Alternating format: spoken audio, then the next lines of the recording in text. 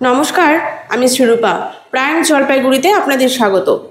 আসন্ন দীপাবলি উপলক্ষে দিকে দিকে সাজছে পুজো মণ্ডপগুলো। পিছিয়ে নেই শহর জলপাইগুড়িও। উত্তরবঙ্গের পাশাপাশি জলপাইগুড়িতেও শুরু হয়ে গেছে জোরদার প্রস্তুতি। চলছে শেষ মুহূর্তের কাজ। তবে তারই মাঝে লাইটিংয়ের কাজ কিন্তু ইতিমধ্যেই শুরু হয়ে গেছে। জলপাইগুড়িতে বেশ বড় মাপের অনেকগুলো কালী পুজো হয়, আর তার মধ্যে অন্যতম প্রধান দুটি হলো নবারুণ সংঘ এবং দাদাভাই ক্লাব।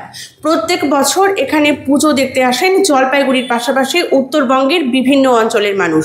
শুধু যে সুন্দর পুজো মণ্ডপের জন্যই এখানে প্রচুর মানুষ আসেন তা কিন্তু নয়, এখানকার লাইটিং সবার দৃষ্টি আকর্ষণ করে। এবারও চন্দননগরীর আলোকসজ্জায় সাজছে দাদাভাই ক্লাব এবং নবারুণ সংঘ। ইতিমধ্যেই আলোর ঝর্ণা দেখতে সেখানে ভিড় জমাচ্ছেন জলপাইগুড়িবাসী। দীপাবলি মানে আলোর উৎসব, তাই সুন্দর জাঁকজমকপূর্ণ প্যান্ডেলের পাশাপাশি মানুষের দৃষ্টি আকর্ষণ করে লাইটিং বা আলোকসজ্জা। আর চন্দননগরের আলোকসজ্জা সব থেকে বিখ্যাত। জলপাইগুড়িতে বিভিন্ন পুজো মণ্ডপগুলি সেজে উঠতে চলেছে চন্দননগরের আলোকসজ্জায়।